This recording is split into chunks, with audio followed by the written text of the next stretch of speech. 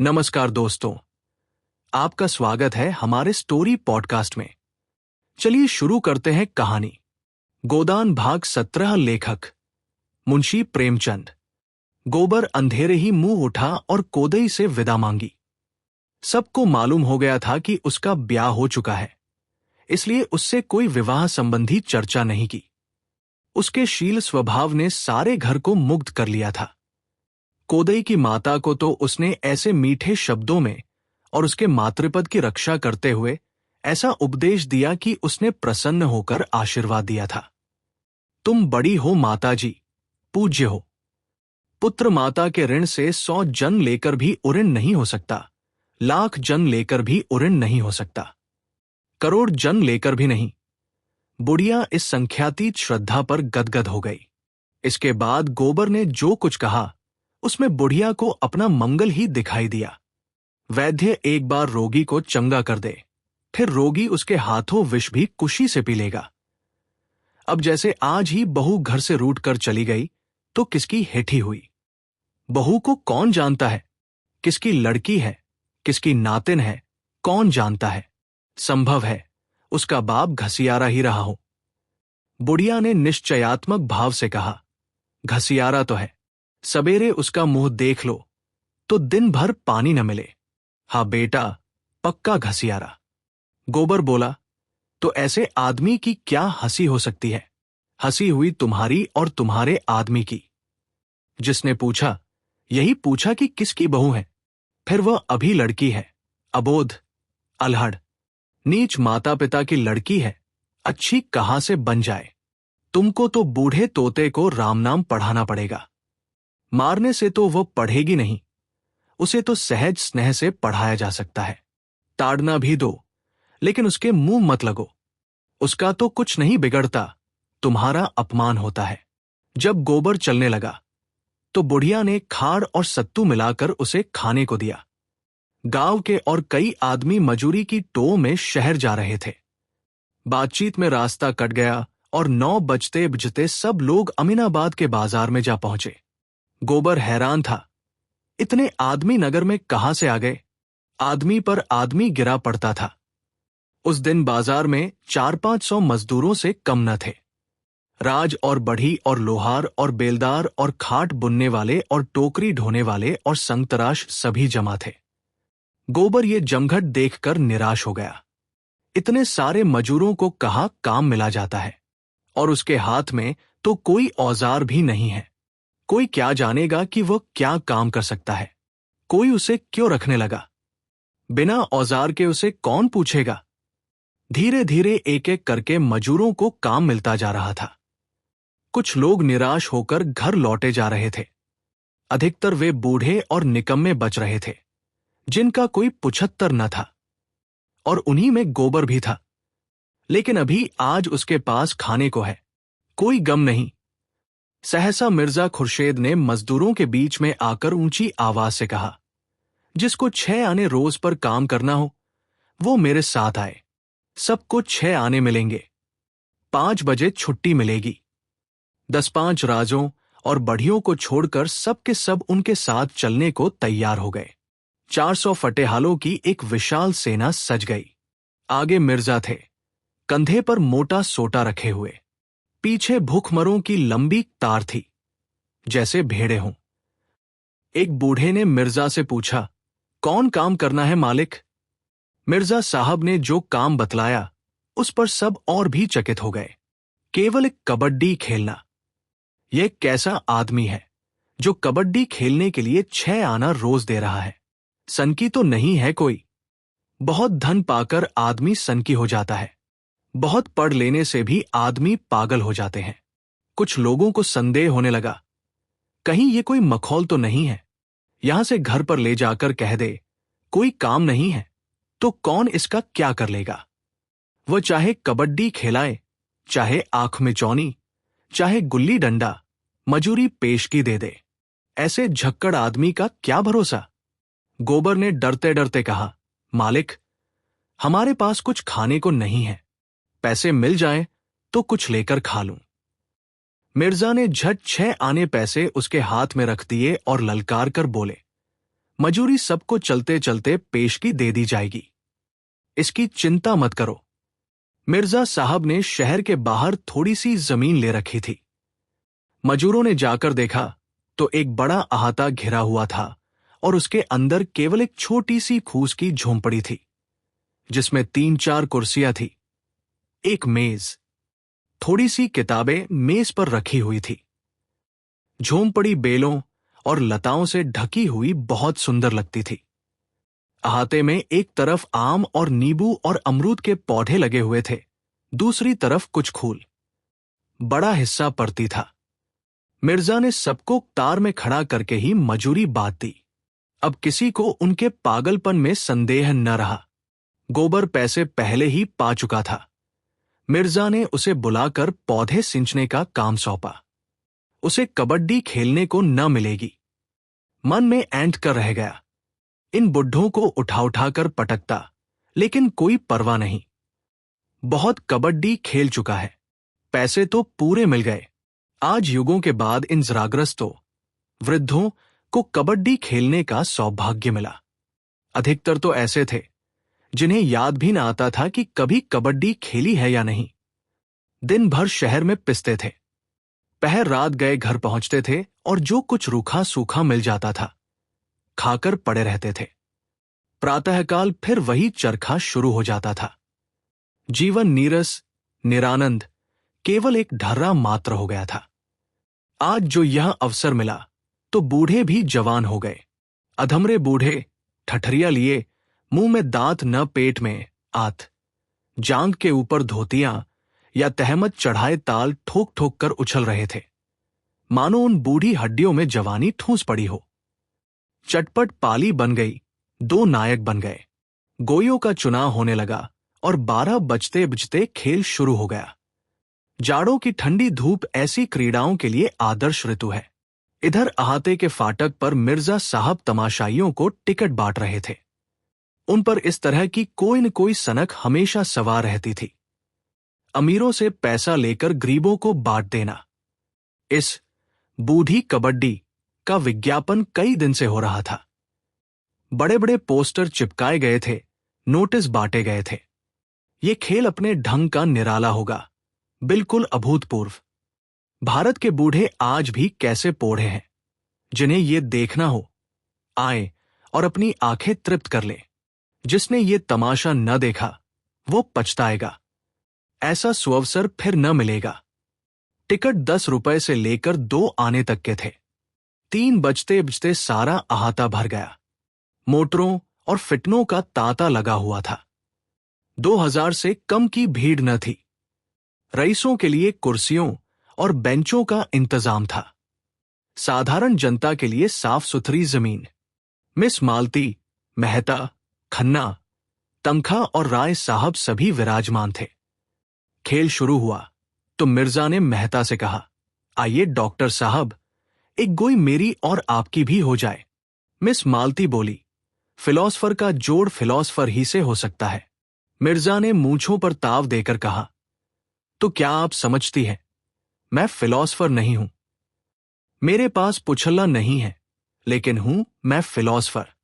आप मेरा इम्तिहान ले सकते हैं मेहता जी। मालती ने पूछा, अच्छा बतलाइए, आप आइडियलिस्ट हैं या मैटेरियलिस्ट? मैं दोनों हूं।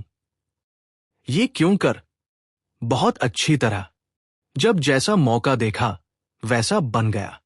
तो आपका अपना कोई निश्चय नहीं है, जिस बात का आज तक कभी निश्चय न हुआ और न कभी होगा, उसका निश्चय मैं भला क्या कर सकता हूं? और लोग आंखें फोड़कर और किताबें चाटकर जिस नतीजे पर पहुंचते हैं, वहां मैं यूं ही पहुंच गया। आप बता सकती हैं, किसी फिलॉसफर ने अकली गधे लड़ाने के सिवाय और कुछ किया है? डॉक्टर मेहता ने अचकन के बटन खोलते हुए कहा, तो चलिए मेरी और आपकी हो ही जाए, और कोई माने या न माने, मैं आपको फिलॉसफर मानता हूं। मिर्जा ने खन्ना से पूछा, आपके लिए भी कोई जोड़ ठीक करूं? मालती ने पुचारा दिया, हां, इन्हें जरूर ले जाइए मिस्टर तमखा के साथ। खन्ना झेंपते हुए बोले, जी नहीं, मुझे क्षमा कीजिए। मिर्जा ने राय साहब से पूछा, आपके लिए कोई जोड़ लाऊं? राय साहब बोले, मेरा जोड़ तो ओंकारनाथ का है, मगर वे आज नजर ही नहीं आते। मिर्जा और मेहता भी नंगे बदन, केवल जांघिए पहने हुए मैदान में पहुंच गए। एक इधर, दूसरा उधर। खेल शुरू हो गया। जनता बूढ़े कुलेलों पर हंसती थी, तालियां बजाती थी, गालियां देती थी, ललकारती थी, बाजियां लगाती थी। वाह, जरा इन बूढ़े बाबा को देखो, किस शान से जा रहे हैं, जैसे सबको मारकर ही लौटेंगे।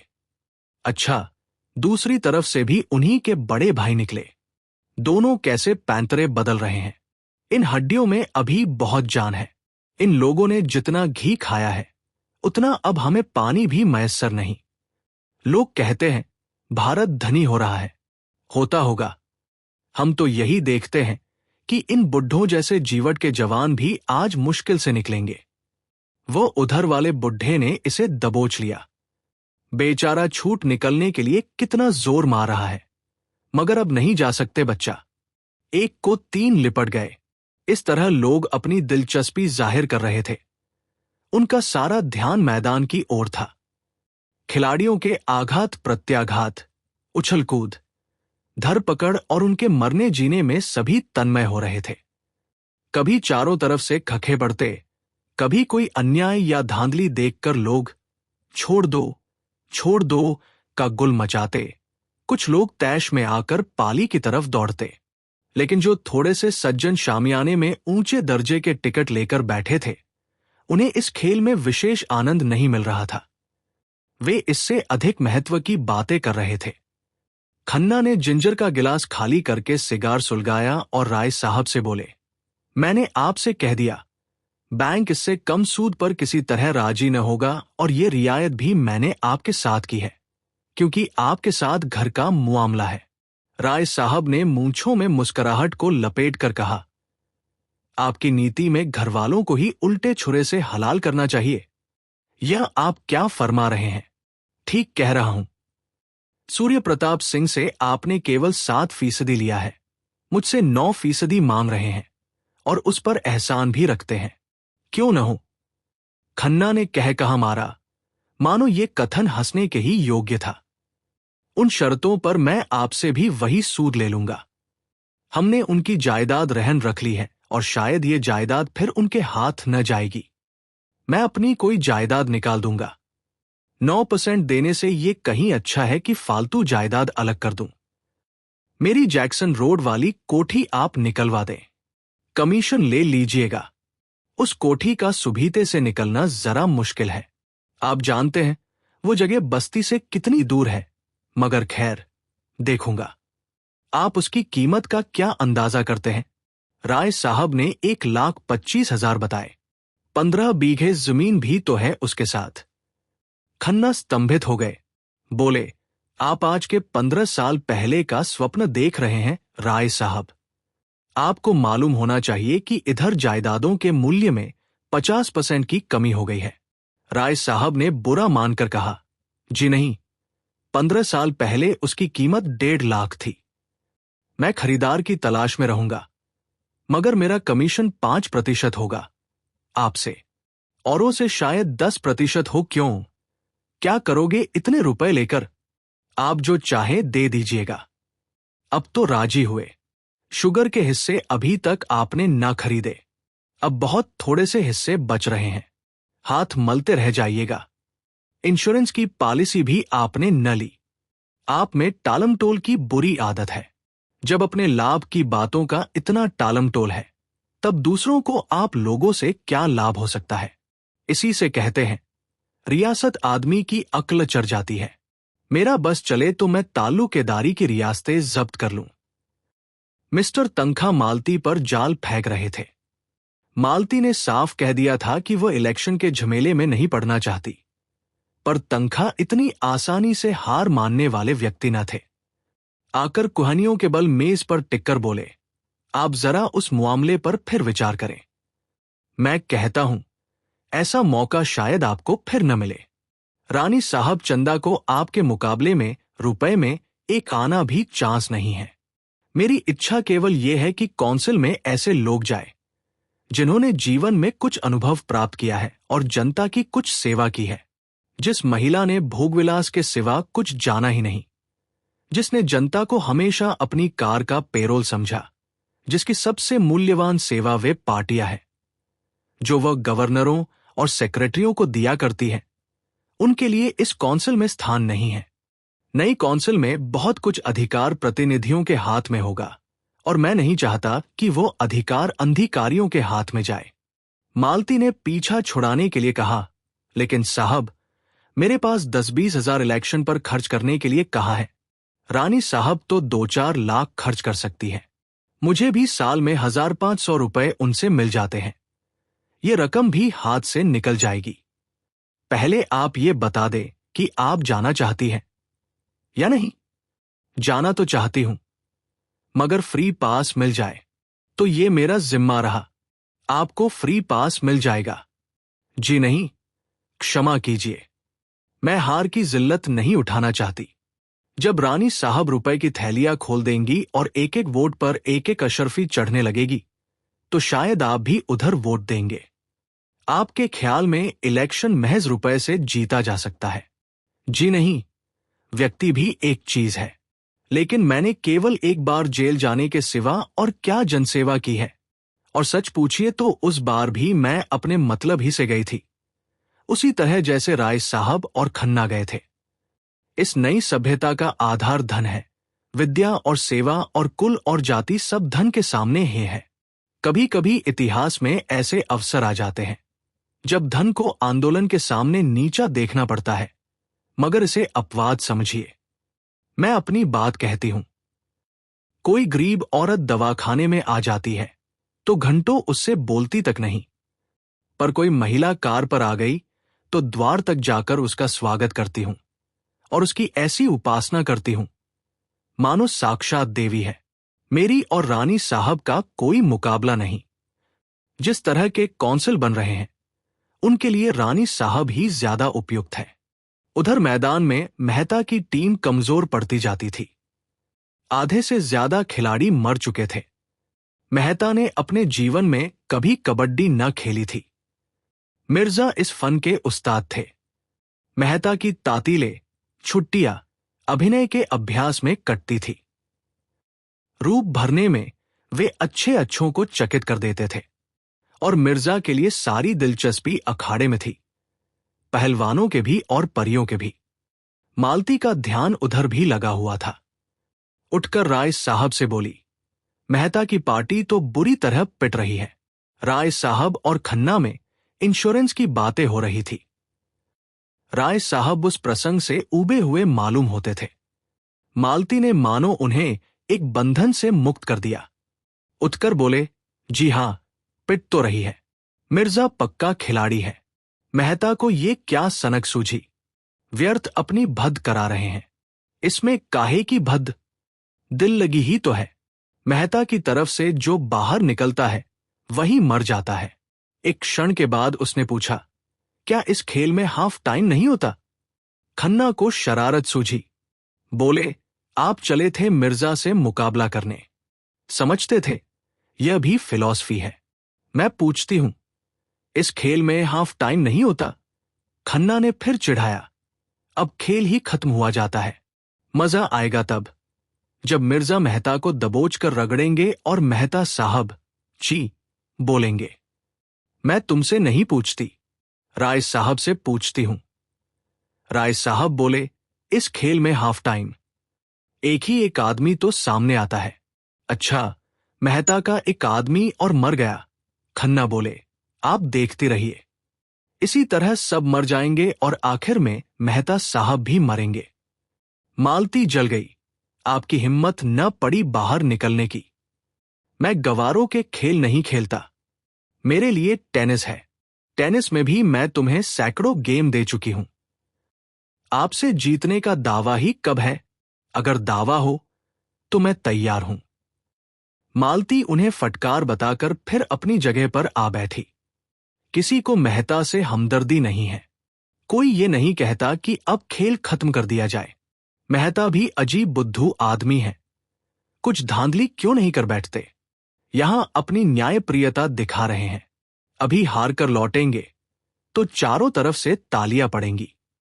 अब शायद 20 आदमी उनकी तरफ और होंगे और लोग कितने खुश हो रहे हैं।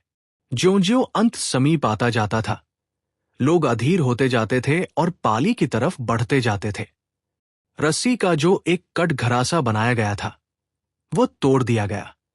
स्वयंसेवक रोकने की चेष्टा कर रहे थे, पर उस उत्सुकता के उन्माद में उनकी एक न चलती थी। यहां तक कि ज्वार अंतिम बिंदु तक आ पहुंचा और मेहता अकेले बच गए और अब उन्हें गूंगे का पाठ खेलना पड़ेगा। अब सारा दारोमदार उन्हीं पर है। अगर वे बचकर अपनी पाली में लौट आते हैं तो उनका पक्ष बचता है। नहीं, हार का सारा अपमान और लज्जा लिए हुए उन्हें लौटना पड़ता है।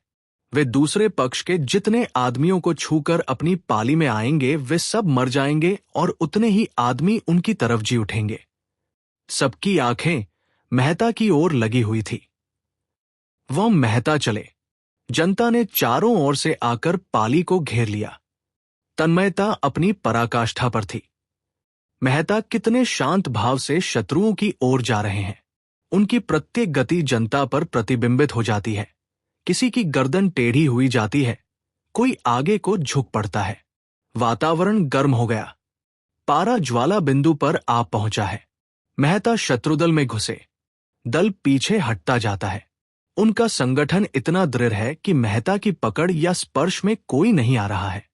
बहुतों को जो आशा थी कि मेहता कम से कम अपने पक्ष के 10-5 आदमियों को तो जिला ही लेंगे, वे निराश होते जा रहे हैं। सहसा मिर्जा एक छलांग मारते हैं और मेहता की कमर पकड़ लेते हैं। मेहता अपने को छुड़ाने के लिए जोर मार रहे हैं। मिर्जा को पाली की तरफ खींचे लिए आ रहे हैं। लोग उन्मत्त हो जाते हैं। अब इसका पता चलना मुश्किल है कि कौन खिलाड़ी है, कौन तमाशाई। सब एक गड़मड़ हो गए हैं। मिर्जा और मेहता में मल्ल युद्ध हो रहा है। मिर्जा के कई बुढ़े मेहता की तरफ लपके और उनसे लिपट गए। मेहता जमीन पर चुपचाप पड़े हुए हैं। अगर वे किसी तरह खींच खांच कर 2 हाथ और ले जाए तो उनके 50 आदमी जी उठते हैं, मगर वे 1 इंच भी नहीं खिसक सकते। मिर्जा उनकी गर्दन पर बैठे हुए हैं। मेहता का मुख लाल हो रहा है, आंखें बीर बोटी बनी हुई है, पसीना टपक रहा है और मिर्जा अपने स्थूल शरीर का भार लिए उनकी पीठ पर हुमच रहे हैं। मालती ने समीप जाकर उत्तेजित स्वर में कहा, मिर्जा खुर्शेद, ये फेर नहीं है। बाजी ड्रॉ रही।